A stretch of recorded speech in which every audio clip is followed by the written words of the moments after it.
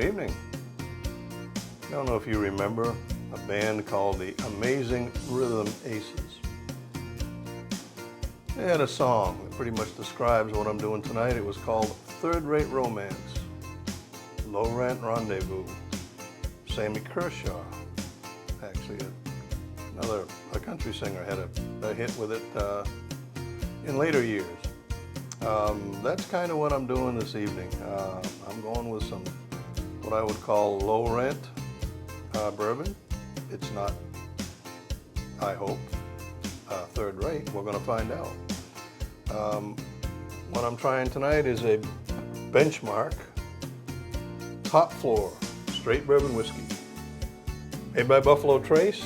They call it top floor because it's aged in barrels on the top level of their rick house. And their claim is that because it's hotter up there, it ages faster. And it gives it a smooth, well-rounded flavor that they believe can be enjoyed straight on the rocks or in your favorite cocktail. It's bottled at 86 proof. They will tell you that it has some sweetness and that it can be enjoyed as well as many more expensive bourbons. And I think that's the part I like about this the best.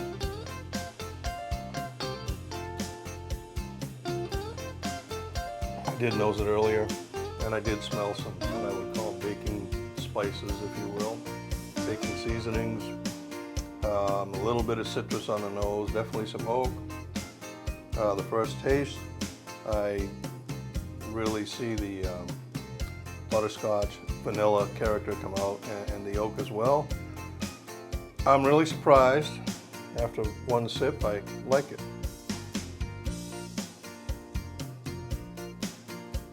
Very drinkable, very enjoyable. I might be able to save myself some serious money in the future.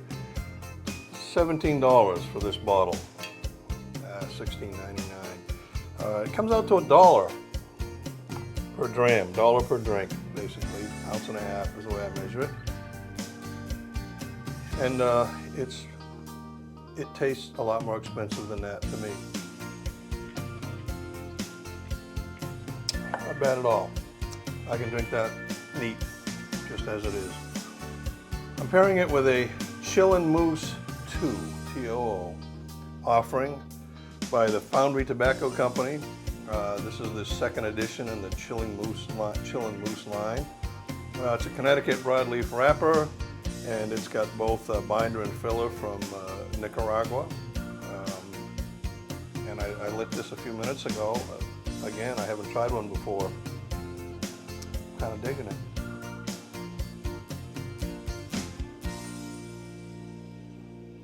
Definitely some cedar, sort of chocolatey stuff in there. A little bit of spice, but not much, and vanilla. It seems to me that ought to go pretty well with this. This does have that bourbon sweetness going for it.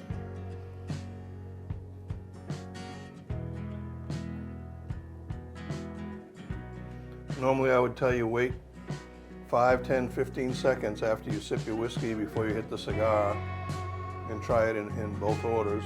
But in this case, this does not have a long finish. After you sip it, there isn't a whole lot left of that story, so I wouldn't dilly-dally around. Take a sip of the whiskey.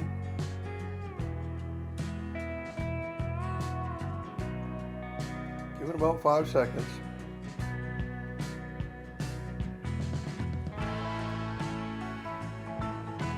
Those two work well together. I'm very surprised. So this is a $4.30 cigar, which is 6x60. They call it a gigante. It's a good sized cigar. So you're out the door with $5.30 for the drink and the cigar. You could save yourself 50 cents if you bought the Robusto size. But it's 50 cents cheaper. I'm pretty impressed. For $5.30, this is fantastic. Would I drink it every night? Probably not. Will I do this once a month? Absolutely. I'll have a third-rate romance at least once a month. Kind of a one-night stand, let's call it that. Try it.